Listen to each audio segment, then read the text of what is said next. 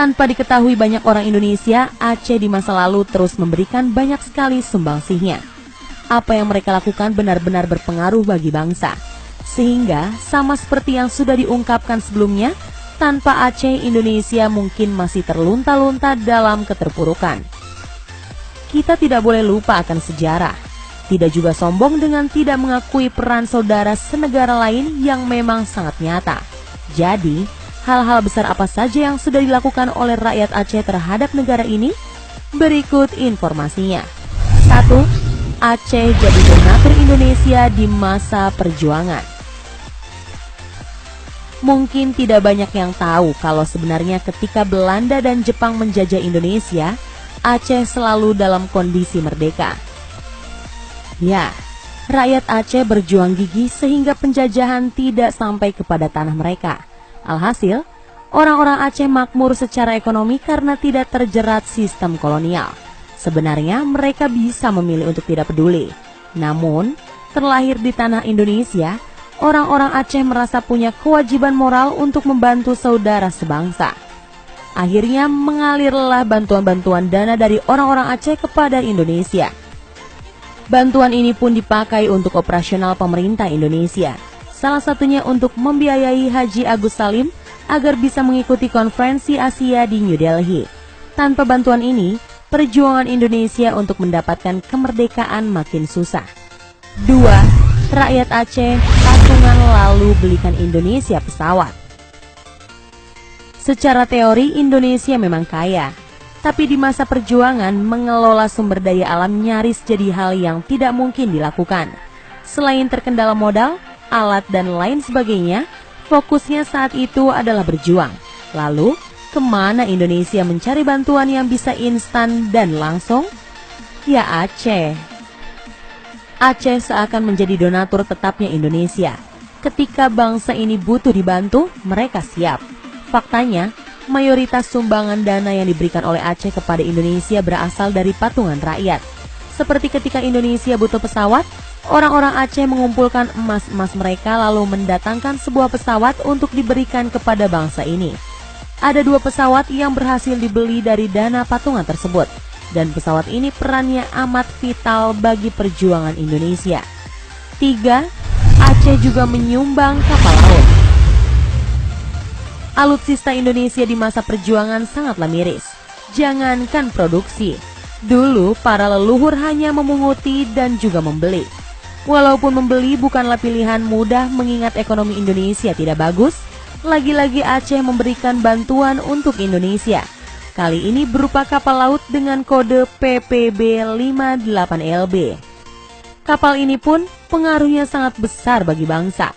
Dulu, ia dikemudikan oleh seorang laksamana muda bernama John Lee. Di tangannya, kapal ini berguna banyak, terutama perannya dalam mendistribusikan senjata-senjata. Seandainya Aceh pelit dan berbuah tidak adanya kapal ini, maka perjuangan Indonesia akan berlipat-lipat susahnya. 4. Peran penting radio rimba raya. Dulu, media untuk menyebarkan semangat perjuangan sangat terbatas. Lewat tulisan-tulisan juga sama sekali susah, lantaran distribusinya pasti diawasi penjajah serta tulisannya akan banyak dipelintir. Radio jadi satu-satunya alat orang-orang dulu untuk saling berbagi kabar perjuangan. Meskipun demikian, tak banyak radio yang berdiri dan kemudian melakukan siaran berharga itu. Hanya beberapa gelintir saja, termasuk salah satunya adalah radio Rimba Raya yang ada di Aceh Tengah. Peran radio ini benar-benar vital. Para penyiarnya selalu tak henti-hentinya memberikan informasi penting tentang perjuangan bangsa. Misalnya dengan menegaskan bahwa Indonesia tetap berdiri ketika radio Belanda tak bosan-bosannya mengingatkan dunia jika mereka sudah menghapuskan bangsa ini. 5. Menyumbang emas Monas sebagai lambang kedikdayaan bangsa. Terletak di ibu kota dengan bangunannya yang hebat, Monas adalah representasi perjuangan bangsa. Ditambah lagi dengan emas seberat 38 kg di bagian teratas monumen yang makin membuat bangsa ini bisa membusungkan dada sebagai negara berdaulat yang tidak bisa diganggu-gugat. Tahukah siapa yang menyumbang emas ini? Ya, Ia adalah seorang pria asal Aceh. Bernama Tengku Markam, pria ini menyumbang 28 kg dari 38 kg emas di ujung Monas. Kalau dikonversi menjadi uang saat ini dengan harga emas per gram Rp500.000, maka Tengku Markam mengeluarkan sekitar 14 triliun rupiah. Benar-benar jumlah yang tidak main-main kan? Sayangnya, jasa Markam sudah jarang diingat lagi hari ini. Pantaslah kalau Aceh dilabeli sebagai daerah istimewa. Pasalnya, apa yang dilakukan penduduknya benar-benar besar perannya bagi eksistensi Indonesia.